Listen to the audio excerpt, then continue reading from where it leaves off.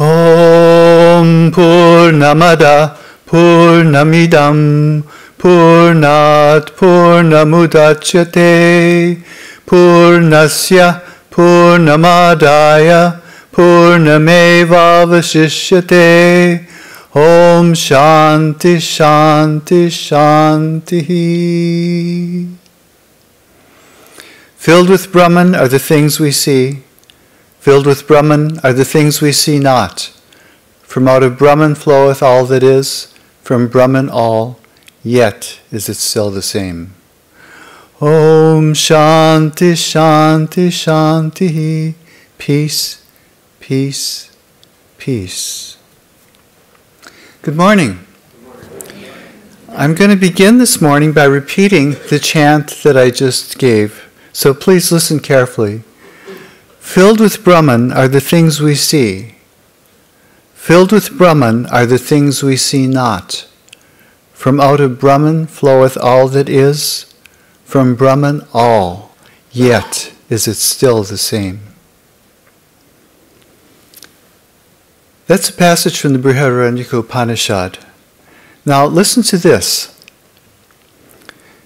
Before anything came forth, there was only the infinite alone. In the same way, after it brought into existence everything that exists, there is still nothing other than it. Nothing can be found that exists apart from it. Nothing can be found that is not pervaded by its divine power. Nothing is devoid of divinity. Everything exists within it. It is within and yet beyond everything, for there is nothing other than it. Now, does that sound like a commentary on the verse from the Upanishad? You might think it is, but it isn't. Those words were written by Moses ben Jacob Cordovero, who lived from 1522 until 1570. He was a rabbi and a master of the Jewish mystical tradition known as the Kabbalah. And this passage came from a writing of his called Alima Rabati. I think if we compare these two verses, we see that both the Hindu and the Jewish mystical traditions have much in common. Both of them, for example, stress the absolute divine unity. Now, in many ways, these two traditions correspond, and in many ways, they are different. So this morning, we're going to look at a few of the similarities and a few of the differences. And you might ask, what value is there in this? Well, many people think that if we can find the commonalities among religions, that we can reach the conclusion that all religions are essentially the same, they're all true, they're all in harmony. And that's all fine and good. But what about the differences? They are of equal value. They're very important. They're meaningful. The differences give us the opportunity to look at the fundamental questions of life from a new and different perspective. And this can only enrich our thinking. It allows us to appreciate our own tradition better, to see it in a new and fresh light. So we're going to begin with the Sanskrit word darshana, which literally means seeing. A darshana is a seeing. It is a worldview. But it is more than that. A darshana is also a way of life. Now in Hinduism, subscribing to a darshana such as Vedanta or Yoga or Sankhya means more than accepting a set of ideas. It means living by them, making them into a living reality. And in the same way, in the Jewish tradition, Kabbalah has been defined as a way of life and a way of looking at things. Now, the word Kabbalah can be understood in two different ways. It can be understood basically as that which is received. In other words, a body of mystical teaching that has been passed along from teacher to disciple, generation after generation. This is very much like the Hindu tradition of guru and disciple. The second meaning of Kabbalah focuses less on what is received and more on the receiving. The receiving can be a flash of insight that takes one by surprise. And this can lead to our spiritual growth. In other words, It is all about direct experience of the divine. Now, this knowledge was revealed both to the seers of the Upanishads and to the mystics of the Kabbalah, and they discovered something else, that there's a paradox at work here, that the divine simultaneously reveals itself and conceals itself through the created universe. So behind this kaleidoscope of shifting appearances, eternal truth is constant. It is all-pervading, self-luminous, and available to those who know how to attune themselves to it. We're going to take a brief look now at Kabbalah through the ages. Legend has it that Kabbalah began either with Adam or with Moses. But the earliest actual hint in writing of something with a Kabbalistic flavor occurs in the first chapter of Ezekiel, written in the 6th century BCE. At this particular point, the prophet reports that the heavens were opened up, and he beheld the vision of God. Ezekiel beheld a vast radiant cloud approaching, drawn by 4 fantastic winged creatures, each alongside a sparkling turning wheel. Above them was a vault glittering like ice, and above the vault rested the sapphire-like throne of God, graced by a figure of fiery light and encircled by a rainbow-hued radiance. For the next 1,000 years, this image formed the basis of Jewish mystical practice, known as the work of the chariot, or Merkabah mysticism. Its practitioners, inspired by Ezekiel's overwhelming vision of divine grandeur, sought through closely guarded techniques to attain similar heights of spiritual awareness. Now, the first truly Kabbalistic text was written between the 3rd and the 6th century of the Common Era. That's called the Sefer HaYetzirah, the Book of Formation. And here, for the first time, we have put forth the idea that the unknowable God reveals himself and brings the world into existence through the emanation of diversified energies of consciousness. And these are called Sefirot. Now, the word Sefirot is Hebrew. It means numbers or countings. And it's rather interesting, perhaps just a coincidence, but the Hindu model of the cosmic principles that account for this universe, the tattvas, derived from the Sankhya philosophy. And the word Sankhya also means counting or enumeration. The next important Kabbalistic text was the Sefer HaBahir, the Book of Brilliance, which appeared sometime later. It was published in 1174, and this further developed our knowledge and understanding of the 10 Sefirot. It also introduced the idea of a male-female polarity within the divine oneness, which it called Shekinah. During this period, the practitioners of Kabbalah also developed new techniques of practice, spiritual practice and contemplation that would lead to the goal of devekut, which is absorption in God, a state of intimate communion with God. Kabbalah flourished in Catalonia and in Provence, and the most important text was written there, the Sefer HaZohar, the Book of Splendor, in the late 13th century. This was written by Moses de Leon, who lived from around 1250 until 1305, but he claimed that he had not written it, that he was merely transmitting a much earlier text, which had been the teachings of Shimon Bar Yochai, a great mystic who had lived in Palestine 11 centuries earlier and had personally witnessed the destruction of the temple in Jerusalem in the year 70. Now, after the Jews were expulsed from Spain in 1492, the centers of Kabbalistic wisdom and activity spread eastward to Italy and also to Palestine. And there we find great mystics arising, such as Moses Cordovero, Haim Vital, and Isaac Luria, who continue to build on this existing tradition and to bring innovative new understandings to it.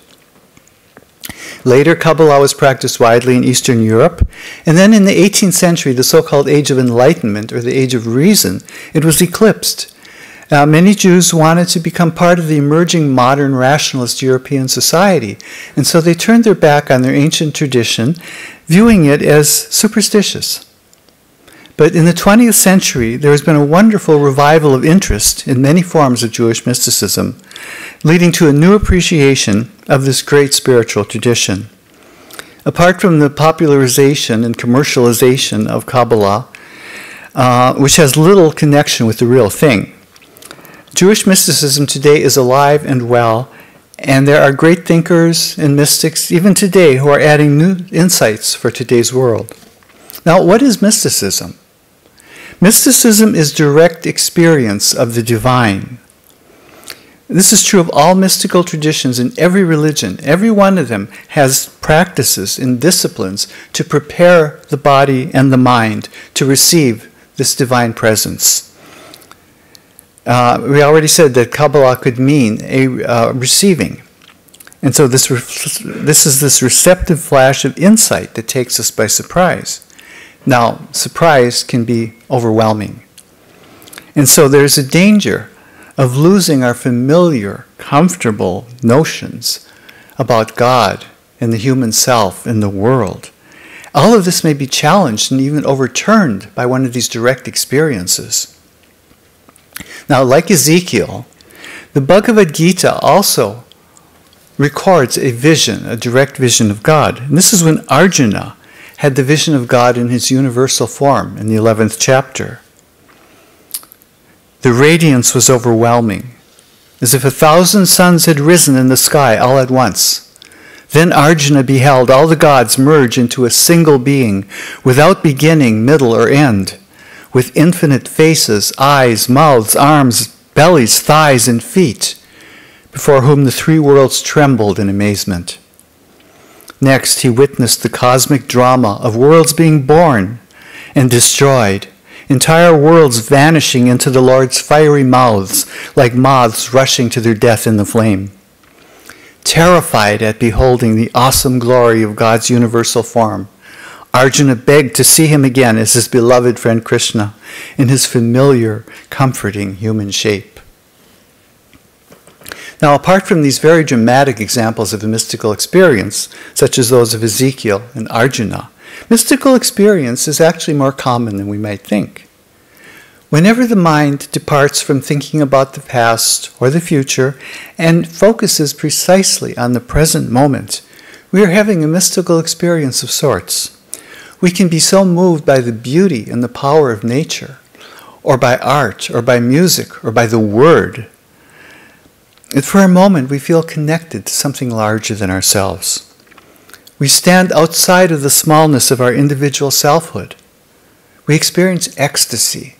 And that is the literal meaning of the word ecstasy, standing outside.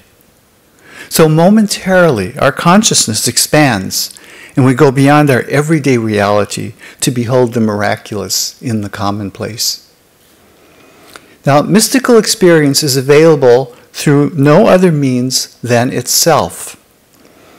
And the memory of it remains. This is what is so important. Mystical experience is transformative. So in proportion to the intensity and duration of the experience, nothing will ever quite seem the same again. I mentioned earlier the idea that Judaism and Hinduism both share the unity of God. Hinduism is not a polytheistic religion, as many people misunderstand it to be. It teaches that there is one formless reality that assumes many forms. Judaism is monotheistic. They teach that there is one God who alone is to be worshipped and whose law alone is to be obeyed. But both religions insist on this unity of God. The supreme proclamation in Jewish teaching is Shema Yisrael, Adonai Eloheinu, Adonai Echad. Hear, O Israel, the Lord our God, the Lord is one. This bears some resemblance to the great verse from the Rig Veda, Ekam Sat Vipra Bahuda Vadanti. Truth is one, the wise call it by various names. What Vedanta calls Brahman, Kabbalah calls En Sof. En Sof is the infinite, the absolute. The word En Sof literally means there is no end. What a beautiful name for the divine reality. The limited human mind cannot fathom this. The mind can only grasp what has boundaries and definition. And En Sof is boundless and undifferentiated, a perfect, unchanging oneness. Some philosophers say the only way to approach this is by the way of no, the so-called via negativa. Yajnavalkya, the great seer of the Upanishads, had the same idea.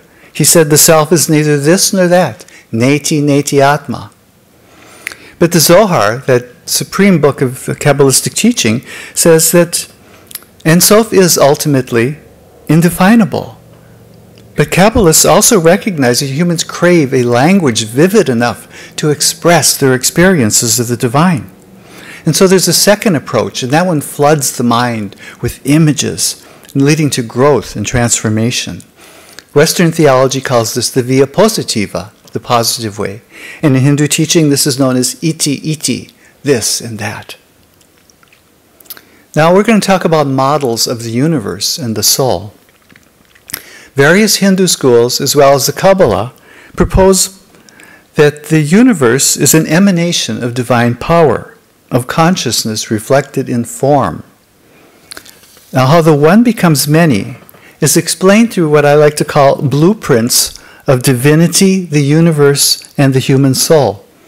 These schemes are sometimes graphic. You can make designs, diagrams of them, but they're designed to help us understand the world that we inhabit. So the Vedantic blueprint, you've probably all heard about before, the 24 cosmic principles, or tattvas. The word tattva means principle. This was originated in the Sankhya philosophy, which held that there were two ultimate principles, Purusha and Prakriti, spirit and matter. And out of Prakriti, the principle of matter, evolved 23 more principles. Now, Advaita Vedanta adopted and adapted this model. They equated Purusha with Brahman, and then they said, well, Brahman is not a principle. Brahman is transcendent. It's beyond a principle. So Brahman was removed from the scheme, leaving Prakriti and its 23 evolutes, in other words, 24 cosmic principles. Now, in the Vedantic model, Prakriti, or materiality, is the matrix. And out of this, everything else evolves. So first we have three principles or tattvas called buddhi, ahamkara, and manas. Buddhi is the highest manifestation of consciousness in the human being. It is the power of ascertainment. Then comes ahamkara, literally the I maker. This is the sense of ego that creates the individual personality. And it also creates something else that goes along with it, that is possessiveness. So ahamkara, ego, is all about I, me, and mine. And then we have manas. And this is mind as it functions to perceive the world around us. So buddhi, ahamkara, manas, these three, this triad, forms what we roughly call the human mind. Beneath that we have 4 sets of 5 principles each. The first ones are the principles of knowing. These are the 5 senses: hearing, sight, taste, touch, and smell. Then we have the 5 principles of action: the ability to speak, the ability to use one's hands, manual dexterity, the ability to move from one place to another, the ability to keep the body alive through nutrition, and finally the ability of the body to reproduce itself. Then we have the 5 subtle elements. These are the principles of sound, form and color, taste, touch, and odor that allow us to experience the world made of physical objects. And the 5 physical elements are last in the scheme. These are called space, air, fire, water, and earth. Now these are only symbols. They are not those actual elements or substances. These 5 names represent the principles that characterize those substances. So space allows for the possibility of matter to take form. Air represents the gaseous state, where matter is pervasive and invisible, or condensed into visible clouds or fog. Fire represents the principle of plasma, seen in a flame. A flame has form, but that form is always changing, ever shifting. It's not solid. Water signifies the principle of liquidity.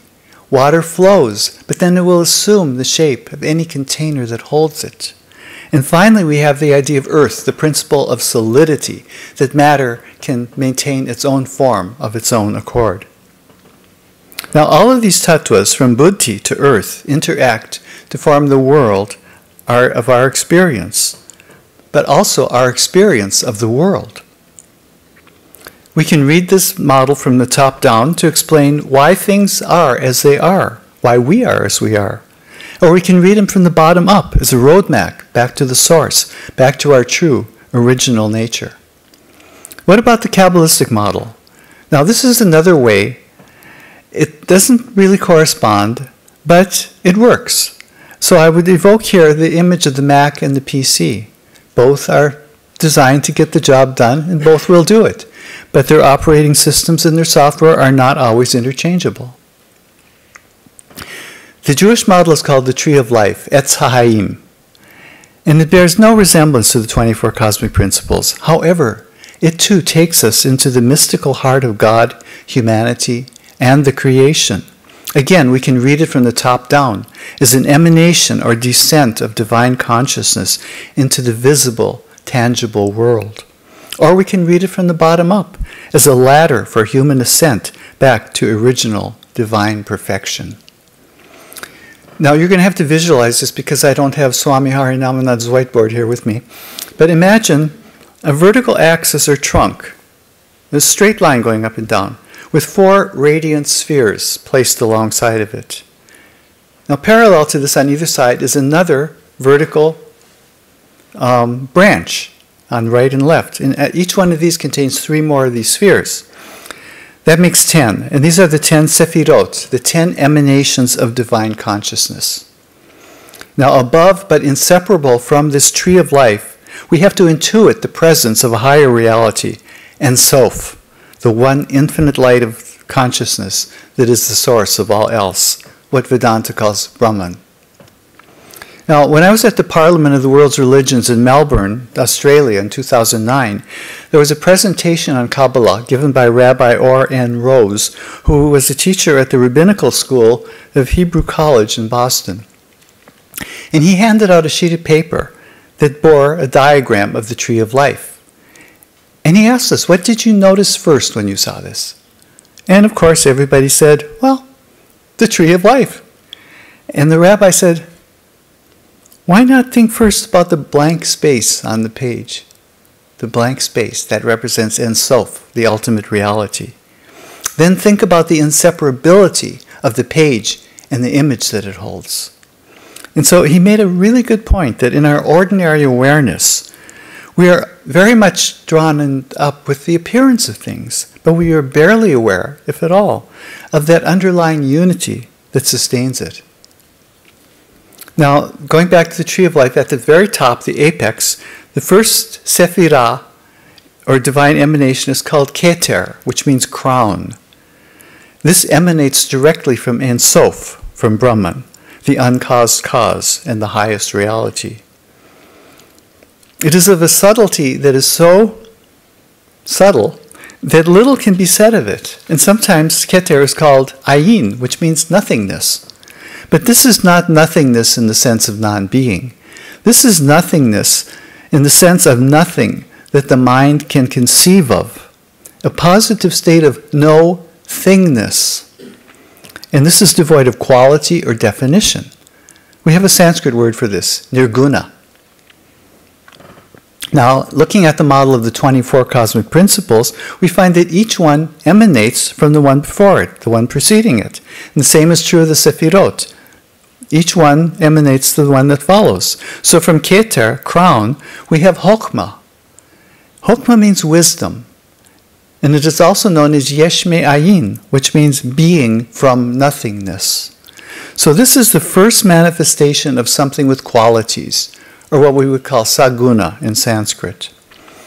Cosmically, this Chokmah marks the beginning of existence in time, distinct from the eternality of pure being. Chokmah is on the right-hand side of the tree, and it also can represent consciousness in a rational, linear, and abstract aspect. Directly across on the left-hand branch of the tree, we have Bina, understanding. This is the intuitive aspect of consciousness. The masculine Chokmah contains a point of light, which is considered the seed of creation.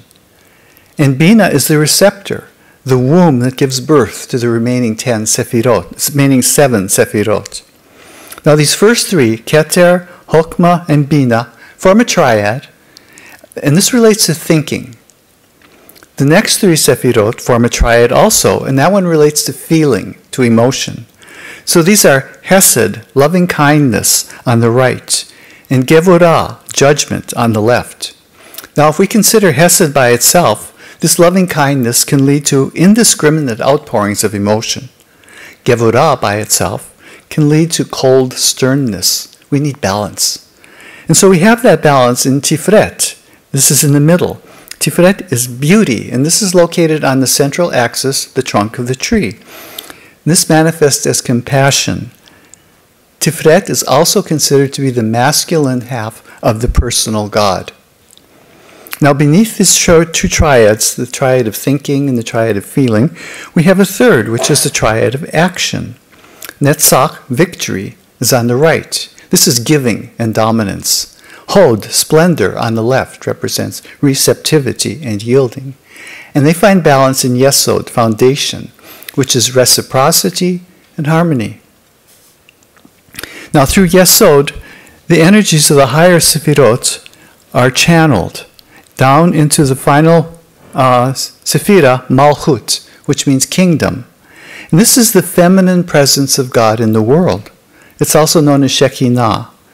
And this complements the masculine half of the personal God, Tiferet. Now, this apparent division of God into male and female halves in no way compromises the wholeness of the personal God or the unity of the transcendental and Sof.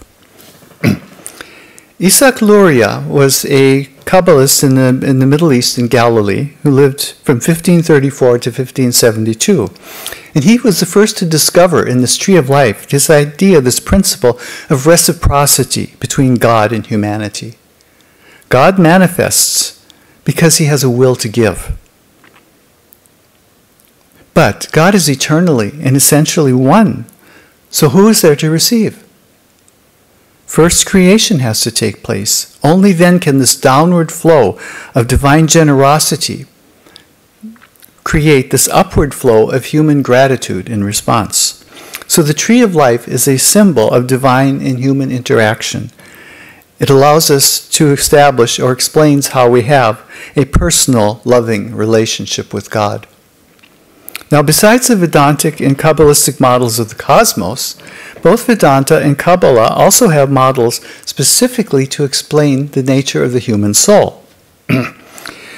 Both of these models consist of 5 concentric circles, one inside the other, which represent levels of consciousness, outermost to innermost. Now, that sounds like they're very similar, but in fact they're not, as we shall see. The Vedantic scheme comes from the Taittiriya Upanishad, where we have this teaching of the 5 sheaths, or koshas. The physical body, or the material sheath, is called the Annamaya kosha. Anna means food, and the physical body is sustained by food. Next to that is the vital sheath, the Pranamaya kosha. This is the life breath that animates the body. Then we have the mental sheath, the Manomaya kosha. And this is how we perceive and interact with the physical world. Subtler than that, and within that, is the intellectual sheath, the Vijnanamaya kosha. This is the realm of ideas and concepts and abstractions. And then the innermost sheath of all is called the sheath of bliss, the Anandamaya kosha. And it is called that because it represents the state of human embodiment closest to our original divine nature. All that remains to separate us from the divine at this point is our veiling condition of individuality. Now, Kabbalah also says that the soul has 5 levels, which represent different stages of consciousness. But they're different from the koshas. These divisions do not exactly correspond. Now, I might add, these differences are important. Both systems give equally valid ways of approaching this truth of who we are. And our understanding is enhanced by one or the other. And of course, if we know both, we are truly enriched. So, in the Kabbalistic scheme, the outermost level of the soul is called nefesh. And this is most closely linked with the physical body and the surrounding world. This is us in the here and now. It is also the densest manifestation of consciousness, where the divine light appears to shine only dimly. Next comes Ruach. This is the realm of sensory impressions and emotions. At their finest, emotions can uplift us and take us Godward. The third level of the soul, neshama, governs spiritual aspiration. Its nature is purity. This is the soul as purity. Beyond that is chaya. This is a subtlety beyond comprehension. This is the highest level of awareness that a human being can experience. It's an intuition of the divine light in whose overwhelming brilliance all these concepts dissolve. This is the enlightenment or merging with God, or the state of devekut, what Hindus would call samadhi. And then finally, the innermost and supreme level of the soul is called yedida, which means unity. This is where duality itself dissolves and human consciousness is transcended. Now, the tree of life has a practical value for spiritual aspirants. The first and the highest of the 10 sefirot is Keter. More or less, this corresponds to the level of consciousness that Hinduism calls Turiya, the fourth. Turiya is simultaneously beyond and pervading the three states of waking, dreaming, and dreamless sleep, which are all matter of our ordinary experience. Now this Keter also, or Turiya, asserts the omnipresence of divine consciousness. And what this really means is that we all carry within ourselves the potential for enlightenment. Access to the highest truth is built into our very nature, because the highest truth is our very nature. An 18th century Jewish mystic named Dov Baer taught his disciples to meditate on Keter, which he called ayin, meaning the void, or nothingness. He taught that one should try to identify with that and to forget everything else about oneself. Concentration on the self without qualities allows one to transcend time and to rise to the realm of pure thought. There, the dualities of ordinary experience first become equalized, and then their qualitative distinction vanishes. Such an experience cannot dawn as long as one remains attached to the material nature of this world. Thinking of oneself as something isolates the individual from what is seen as something else. It creates a barrier that will not allow God to clothe himself in that person. The reason is simple enough. No finite vessel can contain the infinite divine.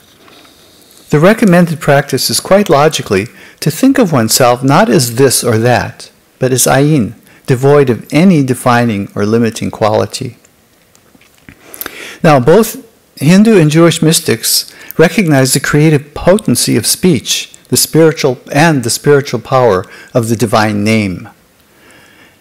The first chapter of Genesis says, "And God said, 'Let there be light,' and there was light." In the same way, the vault of heaven came forth, dry land separated from the waters, vegetation was brought forth, and so on.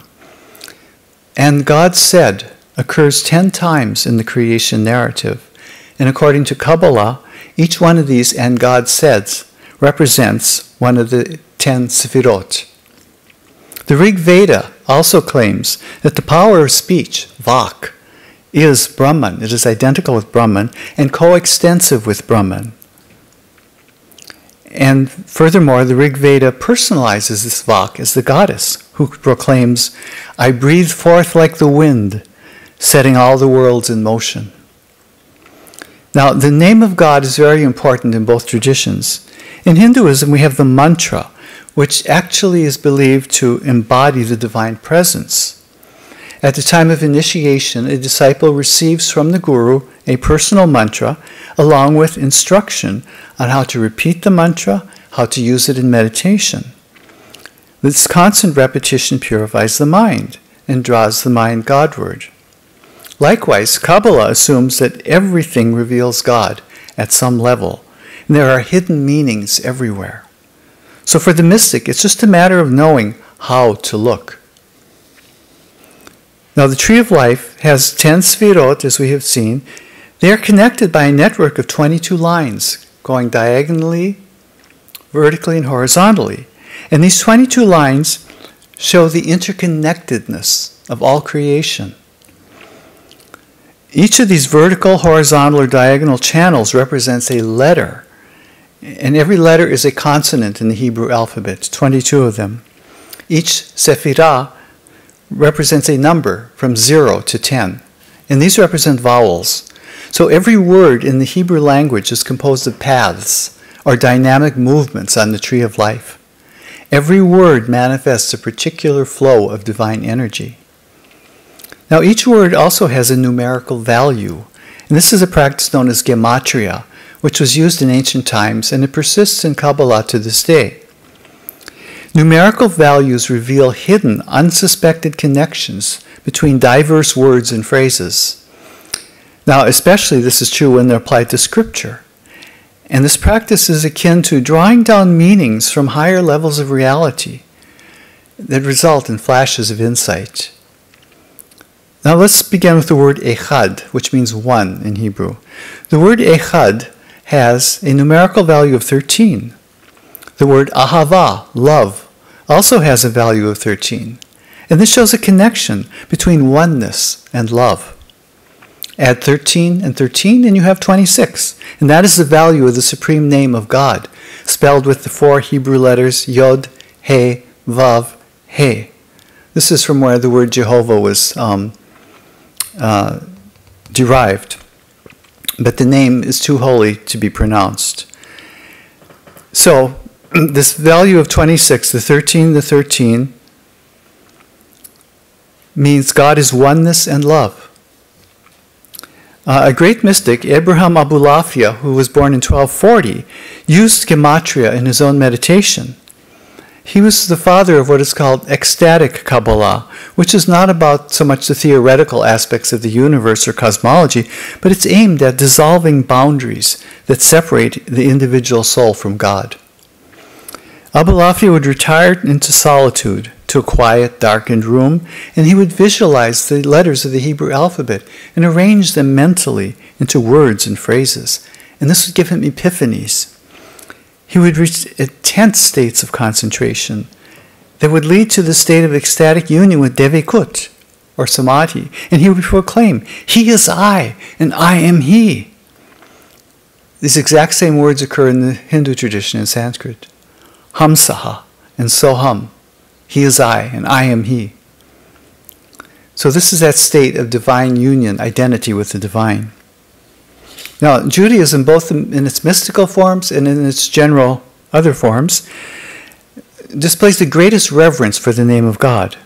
The biblical texts spell this, as I said, with the consonants Yod, He, Vav, He. And the name is so holy that in ancient times it could only be pronounced one time in the year by the high priest in the inner sanctum of the temple in Jerusalem.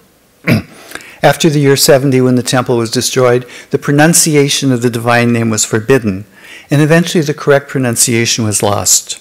Yod, He, Vav, He, in the scriptures, reading this, one will substitute another word, such as Adonai, Lord, or Hashem, the name.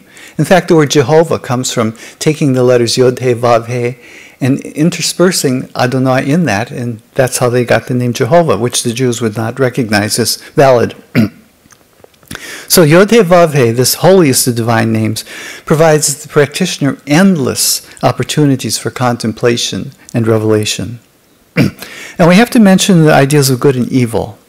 Isaac Luria, who was the one who discovered the principle of reciprocity in the tree, also introduced another idea which is very important in Kabbalah to this day.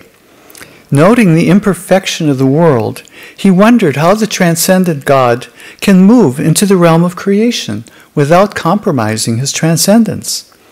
If Ein Sof is infinite, if there is God and only God, how can there even be a creation? And how can we account for the presence of evil in the world?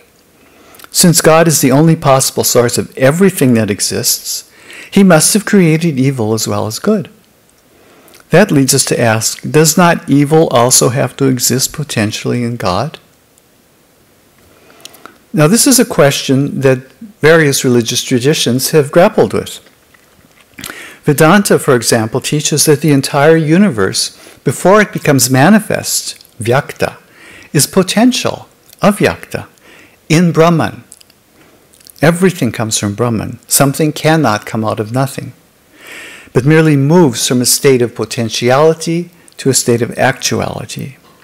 So Shankara said that the world that we experience, the Vyavaharika, contains both good and evil, and these exist in relation to each other, and they are mutually defining.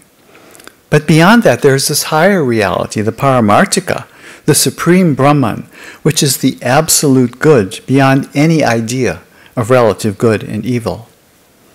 Now for Kabbalah, the Garden of Eden represents the original divine unity before Adam and Eve ate the fruit of the tree of the knowledge of good and evil, which is again another metaphor. It is a metaphor for the experience of duality. The serpent who tempted Eve represents the force of fragmentation. It too dwelt in the garden, meaning that the potential for the many exists in the one. This myth of Adam and Eve in the Garden of Eden explains how human souls have come to dwell in exile in a dualistic realm of relative happiness and misery. Now, Isaac Luria went about to explain this in more philosophical terms, and in doing so, he created this unsettling cosmic drama. He said that God first isolated the potential for evil within himself, condensed it into a point, and withdrew from the immediately surrounding space in which the creation would then take shape. This contraction of the divine presence is known as Tzimtzum. Into this space, God then poured the light of his divine presence into 10 vessels, the Sefirot. The first 3, Keter, Chokmah, and Bina, shone with divine glory. But then, catastrophe struck. The remaining 7 Sefirot were not strong enough to contain the divine glory. They shattered, and the light of divine consciousness dispersed in every direction, fragmented into tiny sparks that became covered with the dust of ever denser states of consciousness. In this way, the light of the Spirit became trapped in the darkness of material existence. Luria said that consciousness is trapped in matter. Sankhya and Yoga also say that Purusha is entangled with Prakriti, that spirit is entangled or trapped in matter. And the Vedanta also has a model. They say that we have superimposition. Maya superimposes the darkness of ignorance on the divine light that is Brahman, that is self-knowledge. So for Luria, this cataclysm is what created this imperfect world. But this was intended. God meant it as a process of purification, as a process of the ultimate destruction of evil from within. So in the wake of catastrophe, it follows that there should be repair. The Hebrew word is tikkun. Every act of goodness, generosity, compassion, or piety releases the divine sparks, and they can be reunited with the source. The more we release through our virtuous thoughts and deeds, the more we contribute to restoring the divine perfection and the ultimate unity. There are various types of tikkun. Tikkun ha-nefesh means repair the individual soul. This is what a person does for his or her own spiritual growth and benefit, spiritual practice, sadhana. Then there's also tikkun ha-olam, repair of the world. This is working for others, to relieve suffering, to bring about social and economic justice, to love our neighbor as we love ourselves. Now, you can't separate these two. You might find from your own experience that they're very closely entwined. Aspiring to be your best through spiritual practice will naturally be reflected in how you treat others. And likewise, doing good to others by treating them with compassion, generosity, and goodwill, that in turn will make you a better person. So it's a win-win situation. Now, Hinduism and Kabbalah both are organized on the principle that spiritual instruction is direct. It goes from the master to the disciple, the guru from the disciple. In Hinduism, a student must approach a qualified teacher and then be prepared for a lifetime of dedication and hard work. The profound depth of Kabbalah can be seen in the instruction given to a disciple by Rabbi Chaim Vital, who lived from 1542 to 1620. He was a student of Moses Cordovero and Isaac Luria. Now keep in mind that the Kabbalistic experience grew out of the uniquely Jewish sense of group identity and the quest for social justice under divine law. And that became combined with the solitary mystical quest for God. So here summarized is Chaim Vital's teaching from Sha'arei Kedusha, the gates of holiness. To attain God, you must be alone and undisturbed in your contemplation. Seek to detach the mind from the body until you feel you are no longer clothed in matter. The more you feel that you are entirely soul, free from matter, the greater your understanding will be. If any external sound or movement, or even any thought arising from within, should intrude on your awareness, your contemplation on the higher realms will be broken, and you will attain nothing. If you are attached to the world by even a hair, holiness will not abide with you. To attain aloneness, you must eliminate all negative thoughts, such as anger, depression, impatience, and chatter. If you gain any insight or perceive any light, regard those also as darkness and press on to deepen your meditation. Contemplative solitude will prepare you to receive the Holy Spirit and to hear it speak within you of itself without your will. By doing a good deed, you sanctify yourself. Sanctify your limbs and adorn them with good deeds. Make yourself into a throne for the divine presence, and your body into an ark for Shekinah. Now we can see that this illustrates the great practical value of Kabbalah. This mystical quest hinges not only on the raising of personal consciousness, but also on repair of the world. Every act of loving kindness, of being in harmony with the universe, and with other living creatures, in thought, word, and in deed, is an act of tikkun, repair.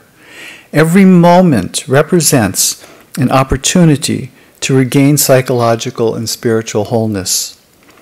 Now in Hinduism, we can look at Jnana Yoga. Jnana Yoga urges us to develop the discernment of not identifying with what is material, limiting, or merely apparent.